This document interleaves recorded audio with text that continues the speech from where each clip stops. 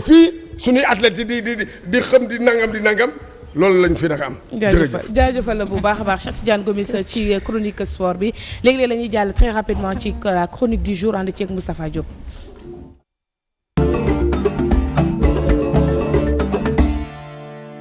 vite fait.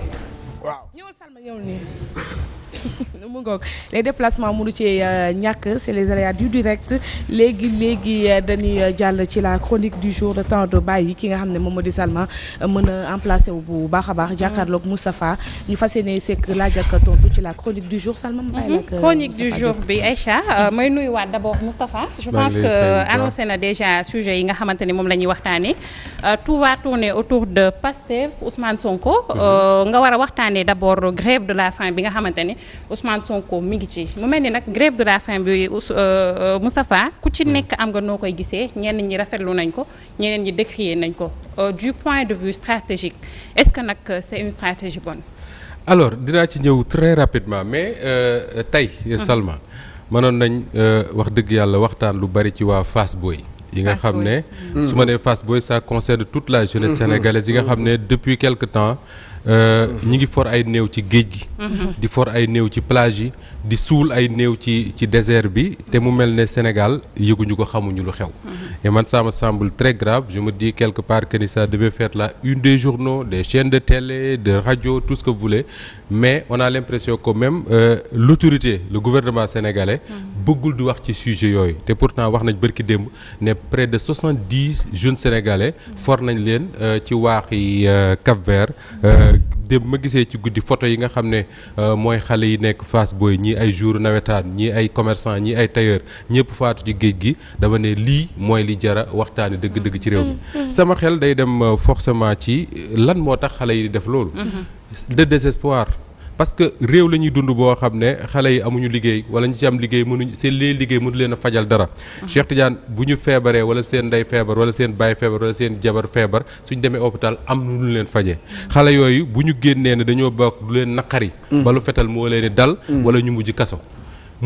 googu dem ba tey ñu naan la ay 1000 et quelques jeunes sénégalais ñi ngi en prison sama xel dem forcément ci Cheikh Oumar Diagne sama xel dem ci Cheikh Bara Ndiaye sama xel dem ci Cheikh Oumar Bamba Diop des gens yoo xam ne je dis très souvent comme li Youssou Ndour doon wax rek ay yaaram la yu ñu def ci kaso bi te defuñu dara loolu moo tax nga dégg depuis quelque temps ñu ne la am na ci ñoom ñoo xam ne ñi ngi def ay grève de la faim grève de la faim yooyu dem ba ñu ne la ku mel ne Cheikh Bara Ndiaye nekkoon na en réanimation Ousmane Sonko ma ngi en réanimation tey ci suba laa liir ñu ne avocat maître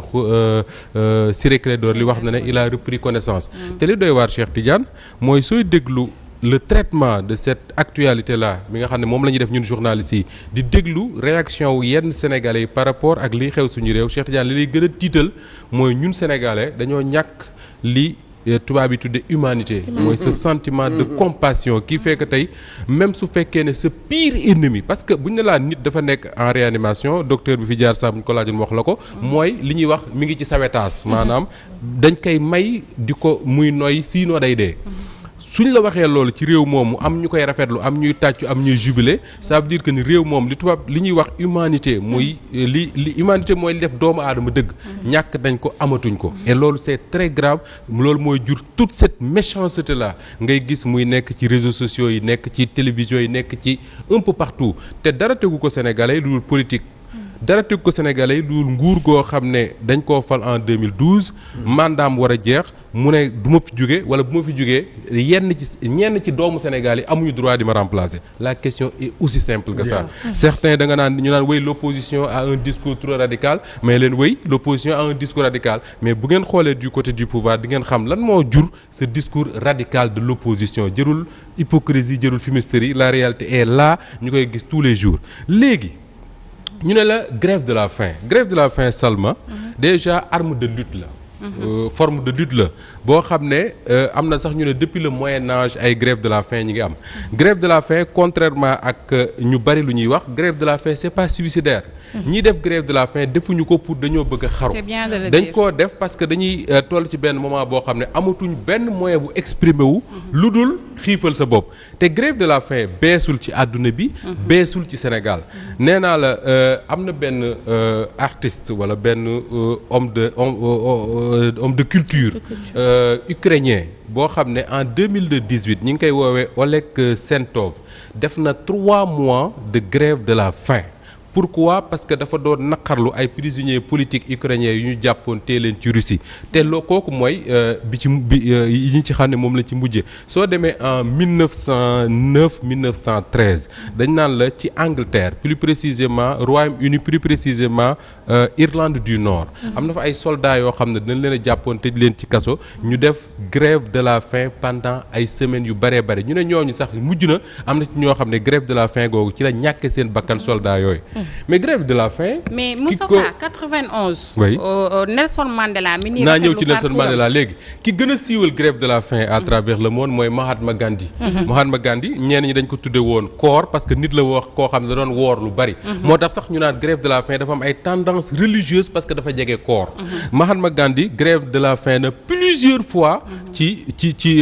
dundam 1981 wax naa la Irlande du Nord la fa xewoon. Guantanamo jàpp nañ fa ay soldats. ay jihadistes ñun tudd ay jihadistes tëj leen fa américains yi tëj leen fa ñoom d'accorduñ ci ni nga xam ne noonu la leen fa teewee grève de la faim la ñu def ba am ci ñoom ñoo xam ne dañoo ñàkk seen bakkan soo demee en 2017 Palestine am na ay jullit ñoo xam ne dañ leen a jàpp foofu ci Palestine ñu def grève de la faim tolloon nañ ci 800 personnes yu nekkoon ay prisonniers palestiniens yu israéliens yi jàpp ki ci gënoon a siiw mooy Marwan Barghouti nga xam ne moom mëne woon cette grève de la faim là nga xam ne pendant plusieurs semaines lañ ko def 1990 fii ci Sénégal kii mi ngi koy fàttali bari ki démb Alioune Tine Abdoulaye Wade Landing Savané Cheikh Tidiane Sy Habib Sy def nañ grève de la faim fii bu ñu leen jàppee tëj leen ci prison yi ba ñoom Alioune Tine nee na ñoom ñoo saisir à l'époque Abdou Diouf mu libéré leen Karim Wade def na grève de la faim fii pendant 3 jours Serigne Sidi Mokhtar Mbacké khalife général des Mourides à l'époque yàlla yokk leeram moom moo yónnee ci moom ne ko na bàyyi grève de la faim bi Nelson Mandela def na grève de la faim 1991 donc grève de la faim nekkul loo xam ne dafa bees ci forme de lutte il faut arrêter de dire aux Sénégalais Ousmane Sonko amul droit def grève de la faim nangam ak nangam grève de la faim baaxul yàgg na ci àdduna te forme de lutte la boo xam ne ñëpp ñi nga xam ne dem nañ ba ñu teg leen loo xam ne amatuñ beneen moyen pour exprimer wu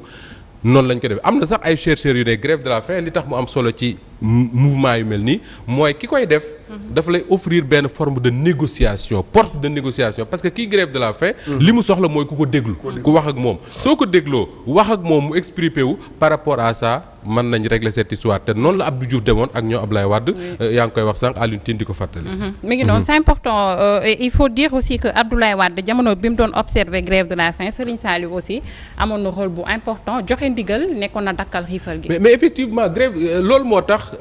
Sénégal ñu mel noonu baax fi parce que ñoo dañuy participer ci li ñuy wax l'équilibre de la société à chaque fois Sénégal toll ci moment boo xam ne imaginez Ablaye Wade nekk en grève de la faim ñuy toog di ko xool ba jëyee dal ko ci fan la Sénégal doon jëm époque boobu imaginez tey fii ñu nekk nii Ousmane Sonko nekk en grève de la faim nga dégg ñu ne la il est en réanimation ñu toog di ko xool ba malheur fekk ko ci jëye fekk ko fa fan la Sénégal jëm waxuma en termes d'image parce que l'image du Sénégal sur l'international moom c'est cassé comme pas possible c'est écorné comme dit Cheikh Tidiane mais tey ce que Ousmane Sonko représente pour des centaines de milliers de jeunes Sénégalais yi nga xam ne espoir bi ma doon wax sànq ne moo tax ñu bari dugg ci géej gi ñàkk seen bakkan ce désespoir là am na ñu bari ci ñoom ñoo xam ne dañu yaakaar ne cet espoir ci Ousmane Sonko la nekk espoir boobu su deewee parce que gisatuñu Ousmane Sonko mais jiyee lay jural Sénégal loolu moo tax ma ne la moment yi toll noonu il faut que la raison revienne d'abord ci ñi nga xam ne ñoo jiite réew mi ñu ouvrir des portes de dialogue pour xool comment faire pour régler cette situation là parce que metti na ci Ousmane Sonko metti na ci ay mbokkam metti na ci mu àndal mais ñun Sénégalais yi nga xam ne on est en train de regarder ce spectacle là ñaan ma ko yàlla bis bu àggee ci yenn yi ba jëye am ci ñun ñëpp on va payer les pots cassés. est-ce que amul par exemple comme Abdoulaye Wade Serigne Saliou la Karim Wade xam nga est-ce que amul tey jii koo xam ne tam mën na jël relais bi ñëw vraiment ñëw ne Sonko arrêté dem ci Macky Sall ne ko Macky Sall mais loolu du jeex ci Sénégal te du fi mës a jeex mais li nga xam ne mooy la différence époque boobu mooy époque boobu dañu nekkoon ci réew moo xam ne Ablaye Wade Abdou Diouf le contentieux lu mu metti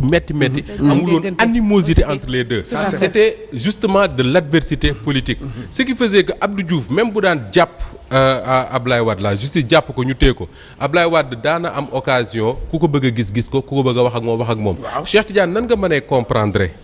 comprendre là je mets Ousmane Sonko de côté je prends juste l'exemple de Cheikh Bara Ndiaye ñu ne la Cheikh Bara Ndiaye dafa grève de la faim il est en réanimation nanguwul lekk nanguwul naan nanguwul ñu defal ko ay soins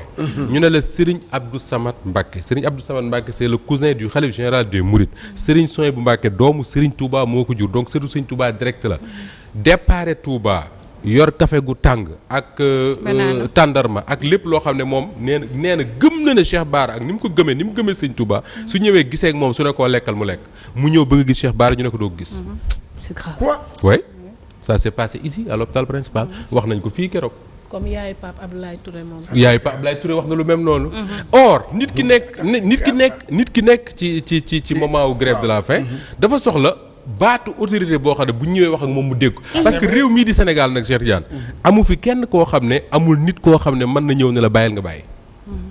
loolu moom mooy charme Sénégal Ousmane Sonko mii ñuy waxtaane bul fàtte ne en 2021 bi mu génnee garde à vue fekk na xale yi ñi ngi taal mbedd mi di taal nu ñu koy waxee sax magasin yi di attaquer la gendarmerie de Colobane coow li nekk fu ne bañ doon wax ne suñu demee palais jëlee fa Ablaye Wade bi Ousmane Sonko génnee prise garde à vue lan la wax daf ne bu kenn dem di attaquer ji quoi que ce soit ñu ne ko lu tax mu ne Serigne Mountakha Mbacké moo leen ñaan ne nañu bàyyi te moom Serigne Mountakha du ko ñaan da koy digal ndigal loolu moo tax ils ont reculé ñu bàyyi moo tax ñoo Ousmane Sonko bi ñu demee seeti Serigne Mountakha quelques mois après Serigne Mountakha wax leen ne man maa leen ameel bor. moo ko wax ci làmmiñ ñoom ñëpp di ko dégg. donc moo tax ma yàlla Sénégal amu fi ku fi yeewoo te amul koo xam ne yow njaboot gi nga dëkk sax di nga gis koo ci xam ne dañ naan kii kenn mënulu ko dara. mais am na ci koo xam ne ci kër gi su ñëwee ne ko bàyyil mu bàyyi. ci quartier gi sax. mais Moustapha lan est-ce que pouvoir yi aussi amul différence parce que nag Abdoulaye Wade. Abdou Diouf xëy na wegoon nañ kilifa diine yi. ba bu ñu nee diw arrêté grève de la faim daal di tourner tamit wax ak ki nga xamante ni moo doon gérer tamit kooku dina ko bàyyi xel jëfee ndigal parce que nag booy def médiation da ngay waxtaan fii ñu dégg nga wax fee tamit ñu bàyyi la xel. Abdou Diouf ci boppam moom moo bind ne bu mu nekkee président de la République du Sénégal avant muy remplacer Senghor. bi Senghor dem Senghor daf ko conseillé ne ko dama lay jox ñaari conseil Touba ak Tivaouane bu fa di gëj. del dem di leen seeti souvent ak loo mënti joteek ñoom ak lu contentieux bi mënti metti lu ñu soxla jox leen ko Abdou Diouf bind na ko beneen bi Abdou Diouf jàkkaarloo na ak Serigne Abdou Lahad Mbacké di ko wax boobu Abdou Diouf dafa bindoon benn livre enfin benn mémoire bi nekk étudiant am lu mu ci wax ci Serigne Seck nangam ak naam comme ni ñuy def léegi nii rek bi mu nekkee président de la République il est allé voir Serigne Abdou Lahad di ko waxaat lu mel noonu di ko bëgg ko expliquer Serigne Abdou Lahad daf ko wax ne ko Abdou Diouf étudiant intéressé wu ma li ma intéressé mooy Abdou Diouf président de la République du Sénégal li ma lay juger mooy li nga def en tant que président pour wax la Salma la relation bi nga xam ne moom moo amoon entre kilifa diine bu mel ne Serigne Abdoul Aziz Sy Dabakh Serigne Abdou Lahad Mbacké Serigne Falilou ak Serigne Babacar ak ñeneen ci réew mi yi nga xamoon moom lañ amoon ak le pouvoir politique ce qui faisait que lu mu metti pouvoir politique dafa leen doon sagal dafa naa saa njóogu laa dégg mu wax ko benn jour te dafa am solo mooy le pouvoir politique dafa war di sagal Serigne bi lan mooy bu mettee ba mu metti comme li daloon Walfadjri ñu dem seeti sëñ Mountakha jooy ko mbir ne ko ñun lii moo ñu naqari mu ne dinaa ci jéem lu ma man xam nga lan mooy di ko sagal mooy le pouvoir mooy dégg kàddoom googu mu bàyyi li mu jàppoon ñu ne bi sëñ Mountakha waxee kat déglu nañ ko mais buñ ne laa jàpp nañ Karim Wade yóbbu ci kaso bi ay xalif ñaan Macky Sall ne du ko def loolu presse bi bind na ko fi ñu ne la jàpp nañ Khalifa Sall def ci kaso bi ay xalif ñaan mu promettre leen ba pare ne du ko def mais à force de voir ça finalement mooy jur lii nga xam ne moom ngay gis ci réseaux sociaux yi partout ñu koy bind ñu naan sëriñ si duñu wax mais sëriñ si dañuy wax ci biir dañuy wax ci biti l'essentiel mooy est-ce que ñi ñuy waxal ñi ngi leen di dégg c'est important mais aussi je me dis le fait que ñuy soofantal ak ñàkk a jox dayo grève de la faim est-ce que tàmbaleewul ci ñi nga xamante ne ñoo di ñi ñuy diriger par exemple ba ñu gisee conférence de presse bi nga xamante ne ministre yi defoon nañ ko naan ndékki na ñii naan grève de la faim partielle dafa am ñii naan total dafa am ñu xëyaat ci le lendemain ñenn ñi di défendre lu ni mel ci plateau télévisé yi est-ce que du nag dañuy soofantal grève de la faim alors que am na ay conséquences yu doy waar yu nga xam ne am na ci. c'est regrettable. xam nga conséquences yu doy waar yooyu ngay wax ci kii grève de la faim lay dal. mais man damay wax souvent que ni nañu bàyyi xel. kan mooy grève de la faim. xam nga ni gouvernement bi di waxee di jëm ci Ousmane Sonko. yenn médias yi di waxee di jëm ci Ousmane Sonko. fàtte nañ ne du Ousmane Sonko la ñuy waxal. mais il parle au moins à 700 000 Sénégalais yoo xam ne en 2019 moom la ñu voteel. 700 000. 2019 moom la ñu voteel te xëy na ëpp na ko parce que diggante 2019 ak tey 2000 ñaata lañ nekk 23. la Ousmane Sonko ak ñi mu àndal dañoo yokk mais wàññeeku wuñ. donc quelqu'un comme ça booy wax jëme ci moom da nga koy man dama jàpp da nga ko war a jox gëdd gi muy moom. gëdd gi muy moom mooy c'est le chef incontesté de l'opposition. ñi fi nekk di politique moo ci ëpp mbooloo. soo ko respecté wul moom. nga respecté mbooloo mi nga xam ne ñoom ñoo koy topp. et loolu mooy def la différence entre pouvoir yi nga xam ne moom nga daan gis. ak pouvoir yi fi nekk léegi. pouvoir yu Diouf dama ne la lu mu daan metti seen diggante ak Ablaye Wade daan nañ ko xalab daan nañ ko traité lu nekk mais bu campagne électorale jeexee ak yooyu ba pare mais le respect. bi ñu ameel un chef de l'opposition dañ ko ameel te loolu le président Macky Sall loolu la bëggoon moo taxoon mu ne Sénégal dañ fi war a voter un statut du chef de l'opposition et un statut de l'opposition mais dans les faits li ngay gis wax nga ko sànq sooy dégg le gouvernement imaginez doomu aadama comme yow ñu ne la c'est le maire d'une ville comme Ziguinchor ça veut dire que ni cette ville là au moins ñu bari ci moom lañ dépendre ñu ne la bokk na fi élection présidentielle dajale na su ma juumul au moins 700 000 voix jël troisième am na lu mu représenté ci réew mi kooku grève de la faim tout ce que tu trouves à dire mooy taxaw naan ndekki na démb ak añ na gannaaw subaak goûté na démb ci ngoon mais c'est du voilà c'est du tapalé mais beneen point bi ma bëggoon a wax foofu peut-être mooy ñu ñëw rek ci parti Pastef parce que nag suite logique la jàpp nañ ko dugal ci kaso bi mi ngi def grève de la faim ñu ngi koy soofantal ñu ne déeta waaye ñu dissoudre li nga xamante ni moo di parti politique am bi lan moo tax acharnement bi yëpp lan moo tax mu jaral leen ñu teg ci seen bakkan rek ne kii non du dem élection. non mais c'est très simple jërul ñuy wër di wëraat mooy élection présidentielle 2024 la ñu jëm muy yow di man di ñu toog fii di adversaire u Ousmane Sonko di ñuy seetaan ñëpp xam nañ ne bu Ousmane Sonko bokkee ci élection yi Macky Sall bokk ci balay midi ñu régler carte yi. au premier ñëpp xam nañ ne su ci Ousmane Sonko bokkee Macky Sall bokk ci. Macky Sall mënu ko gagner au premier tour. te ñoom xalaatuñ ñi nga xam ne ñoo yor pouvoir bi actuellement. xalaatuñ ci seen àdduna Ousmane Sonko di leen remplacer à la tête de l'État du Sénégal. Pourquoi mais pourquoi non mais parce que dañu dem à un degré d'animosité boobu ba pare boo xam ne àgg na foo xam ne ñoom dañu yaakaar ne. su leen Ousmane Sonko remplacer li muy njëkk a def mooy jël. yat di leen ko dóor. est-ce que c'est pas le discours d'Ousmane Sonko Moustapha? peut-être le discours de Ousmane Sonko a contribué à ça mais man Ousmane Sonko dafa wax lu am solo bi muy wax ak Pierre-Edouard Faye à Ziguinchor. Et les gens j'ai l'impression que du ñu déglu. dafa wax ne le président Macky Sall dafa wax ne c'est du tapage. non mais je suis très sérieux là. non c'est que non mais c'est quoi ça on est kii la. oui dafa wax Pierre-Edouard ne ko Macky Sall ñu war a moytu dëgg mooy ñi naan ko na dem ci jàmm ñoom bu ñu ko remplacer il ne lui arrivera absolument rien du tout wax na ko te loolu moom ngay dégg gaa ñi di ko wax te loolu moom mu ne li mu gëm mooy moom nekkul di fayantoo mais bu jëloon nguuru Sénégal li nga xam ne moo mënta ñàkk te mënta bañ am mooy la reddition des comptes là ça je l'ai écouté li tax ma gëm ne loolu muy wax am na Cheikh Tidiane président yi nga xam te loolu Machiavel ci boppam moo ko jàngal ñi politique képp koo xam ne yaa ngi tong nit pour mu yëg ci kaw sa daanu ngay préparer soo demee Mauritanie gii seen président bi fa nekk mais ka ko remplace président bi mu remplace kooko ko préparé jox ko nguur gi ba mu jëlee nguur gi lu mu ko njëkk a def kaso la ko yóbbu est-ce que kon warul moytu tey xaritu tayam yi xam ne mën nañu doon noonu ëllëgam parce que bu ñu xoolee cas Karim Wade rek Farba Senghor mi nga xamante ni Abdoulaye Wade amul ngor gum ko ji. ba ñu ne dañuy amnistier Karim il a été le premier à dire non. non Farba Senghor sax du ci dara mais Macky Sall moo ci boppam doy na boppam exemple. lu ko Abdoulaye Wade defalul. si Macky Sall et Macky Sall c'est grâce à Abdoulaye Wade. bi mu nekkee président dafa tee doomu Abdoulaye Wade dem kaso. wala déet. Voilà politique la. et puis il faut faire très moo tax Cheikh Tidiane Gadio daf doon wax benn affaire bu nekkee ministre affaires étrangères non après bi mu jógee affaires daf doon wax ne nañuy fexe di rassurer sur les chefs d'État africains. pour leur dire que ni après le pouvoir il y a une vie. après le pouvoir la vie d'un chef d'État africain c'est pas forcément la prison. mais loolu Cheikh Tidiane lenn rek moo leen koy may mooy di yor di sellal di respecter li nga xam ne moom la yor mais boo yoree réew ku yëkkati loxoom nga dóor ku wax lu la neexul nga dóor ku bind ci Facebook nga tëj ku wax ci rajo nga tëj ku wax ci télé nga tëj mais c'est normal nga yaakaar ne bis boo pertee nguur gi loolu dalay dal or le président Macky Sall man gëm naa ne tey bu jóge woon ci pouvoir bi tey soo liggéey dina doxi soxlaam mais ñi nga xam ne ñoo narut a doxi seen soxla mooy beaucoup de gens qui sont autour de te dafa am benn affaire Salma ñu daaneel ci loolu mooy képp ku yaakaar ne parce que le PASTEF est dissous Ousmane Sonko est en prison que li ñuy woowee seen projet c'est fini mooy réere nga mbir histoire politique gu Sénégal nee naa la Ablaye Wade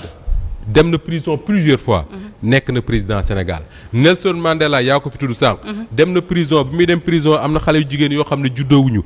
judd nañ fi màgg fi sëy fi ba am fiy doom Nelson Mandela nekk di génn prison nekk président Afrique du Sud Recep Tayyip Erdogan mi nga xam ne moom mooy président wu Turquie gii Recep Tayyip Erdogan dafa dem élection municipale ca Turquie gagné nekk maire Istanbul nekk un Ousmane Sonko boo xam ne dafa am doole son discours commencé di yëkkati les Turcs ñuy ànd ak moom xam nga lan lañ ko toppee dañu ñëw ne Recep Tayyip Erdogan dafa lire benn poème boo xam ne c'est trop nationalité nangam ñu jàpp ko tëj ko kaso ay weer nangu mairie bi nga xam ne moom la yore woon mu jóge prison créer beneen parti bu tudd AKP dem élection gagné ko mais mënul nekk président pourquoi mënul nekk premier ministre pourquoi parce que dañ ko interdiroon mu exercer ay fonctions publiques mu jël benn waaye bu tudd Abdallah Gül mi mu doon àndal kooku moo nekk premier ministre Recep Tayyip Erdogan boobu Salma tey mooy président wu Turquie. président waxtu bi xoj nañu. mais et puis ma laaj ko rek yow Pastef ngay wax wala ex Pastef. non mais je dis Pastef. oui je dis Pastef pourquoi je devrais dire ex Pastef dafa am benn journaliste français bu ñu jàppoon Syrie otage bi mu fa jógee mu bind benn livre mu am benn débat bu ñu doon def en France ñu ko doon wax ne ko journalistes français yi dañuy wax très souvent ne waruñoo wax état islamique xam nga l'organisation de l'état islamique c'est une organisation terroriste interdite à travers le monde ñu ne journalistes français yi pourquoi ñu war a wax organisation de l'état islamique c'est pas un état mu ne mais c'est de la fumisterie c'est pas mon problème ça s'appelle état islamique je l'appelle état islamique ce parti là s'appelle PASTEF moi je l'appelle PASTEF point final. alors Moustapha sànq yaa ngi doon wax sànq lu am solo ni que nañu éviter ñi nga xam ne ñoom ñoo nekk autour de Macky Sall peut-être ñoom sax mën nañ ko gasal kàmb li ñuy yaakaar peut-être ci discours bu radical bi nga xam ne Ousmane Sonko mu ngi koy prôné. je rappelle que waxoon nga ko fii ci benn chronique ba ci deej nga nekk nañu éviter parce que tey diggante Diouf ak Senghor amoon na fi désengorisation.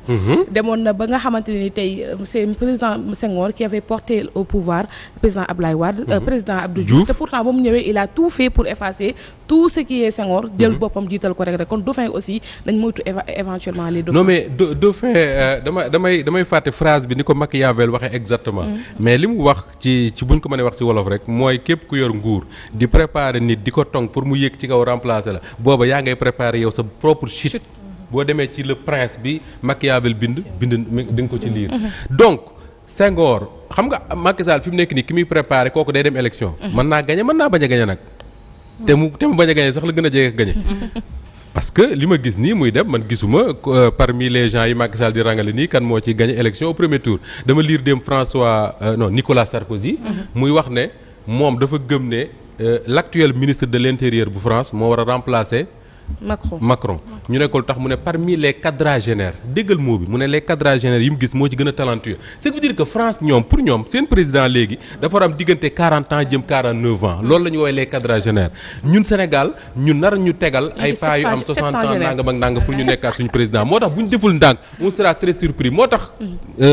Salma ma gëm ne dafa am un défi qui attend ñooñu ngay wax ex-Pastef le Pastef mooy élection présidentielle 2024 li ñu war a def ñoom mooy dañ ciy bokk par force xam la laay woowe bokk par force mooy se dire que ni lu mu metti le poids électoral de Pastef doit peser sur ces élections là mooy lan mooy il faut que ñoom ñu continuer di mobiliser seen ay troupes di xawma comment ils vont faire parce que c'est un parti dissous amuñu droit di réunion di def ak nangam mais avec ak xarala yu am ci réew mi léegi pour réunion préparer émission bi soxlawuñ ñu ñëw toog donc ce parti là il faut que ñu continuer seen ndaw yi am ay carte ñu jëli ko tee ko pour que si l'élection présidentielle se passe en 2024 Ousmane Sonko est candidat il gagne s'il n'est pas candidat il faut que seen électorat ñoom peser ci élection te seen électorat su peser le nguuru Abdoulaye Macky Sall nu ñu def ba génn ci dina ma jaaxal parce que tey soo xoolee objectif pouvoir mooy lan mooy Ousmane Sonko du bokk ci élection yi leur objectif xëy na mësul nekk sax yóbbu ko prison mais fexe ba du bokk ci élection yi su bokkul ci élection yi dafa am beneen objectif mooy comment faire pour décourager démobiliser les troupes de Pastef loolu moo indi dissolution bi pour ñu bañ a participer ci élection yi te décourager leen démobiliser leen ce serait une grande erreur 2007 dañu dem élection présidentielle en mars Abdoulaye Wade gagné au premier tour ñoom Ousmane Tanor Dieng Moustapha Niasse Idriss Seck Amath Dansokho Wade dafa sàcc comme dafa sàcc ñoom duñ dem élection législative dañuy croiser seeni bras seetaan lan moo xew Abdoulaye Wade s'est arrangé pour am ay liste gars yi dem élection avec 33% xaw ma 26% de taux de participation assemblée nationale bépp daanaka nekk waa PDS ñoom Modou Diagne Fada ñi bokkoon PDS dem créer seen liste ñoo leen mottali teewul Wade continuer di gouverner donc pour man en 2012 l'erreur ce serait de dire Ousmane Sonko bokkul wala Pastef bokkul ñun dañuy croiser suñuy bras non il faut que ces gens là li nga xam ne moom lañ mës a bëgg mooy changer en 2024 qu'ils se disent que quels que soient les scénarios qui seront offerts il faut que le Pastef pèse de tout son poids ci élection yooyu malgré seen ténor yu bëri yu ñu jàpp tamit loolu def ci oui mais ténor am na non mais xam nga ténor yi jàpp am nañu ci nekk prison amul dara lu leen tee nekk candidat même Ousmane Sonko mi ba léegi amul lu ko teree nekk candidat ñi nekk en liberté am na ci parce que personne ne peut enfin je pense que le Pastef ils ne sont pas assez fous pour penser que le seul et unique qui peut porter leur projet c'est Ousmane Sonko am na ñeneen ñoo xam ne xëy na war nañoo ñenn ñu ngi respecté Guy Marius Sagna ñenn ñu ngi respecté Guy Marius Sagna bi fàttale ko ci plateau mës naa ko non xam nga politique politique doo gis mi un parti bu préparer un candidat jëm ci élection naan la j'ai un plan B c'est ça kan mooy dem ci guerre tamit te doo xalaat bu amee lu safaanoo benn stratégie mais justement yow defee nga ne un parti politique dina toog di organiser wu te du préparer ay stratégie yeneen bu bii doxul ñu del ci bii mais duñ toog ci plateau yi naan am nañ ko quand même wala déet Macky Sall du toog fii mukk ne diw laa tànn te pourtant ñëpp xam nañ ne quelque part dans sa tête xaw ma ban côté am na ku mu tànn ba pare waaye sañu ko wax tout xëy na sax xam naa ko mu ngi koy waxtaanee tout bas waaye du ko wax tout haut ah non du tout Moustapha ñu ngi lay jaajëfal jërëjëfati amati na solo ci chronique du jour bi nga àndoon ak Salma yow ñu ngi lay jaajëfal bu baax man comme li ma koy wax rek man yéen rek laay toppoo leen keneen macha allah information yi ni ñu koy faram-fàccee da ngay xam ne lii dëgg la dëgg ku ko dégg xam ne dëgg la donc mu di lu am solo di la jaajëfal di la jox sa rendez-vous semaine prochaine incha allah man aussi di leen jox rendez-vous lundi ñu woy a liggéey lundi incha allah ñëw gungewaat ñu encore le grand Mame Biram mu ngoog avec le grand Mame Biram wàcc l'éminent Mame Biram wàcc alors di leen jaajëfal bu baax a baax mbokk yi jaajëfal la team du jour depuis ce matin ba 6h ba tey ñu ngi leen doon accompagner ngir réveil bu sans voix waaye réveil boo xamante ni day ànd ak yéete gu mucc ayib tey ji amoon ngeen fii journal de 6h ak Safiatou Cissé journal 6h30 bi en wolof ak Abdoulaye Bob jaajëfal bu baax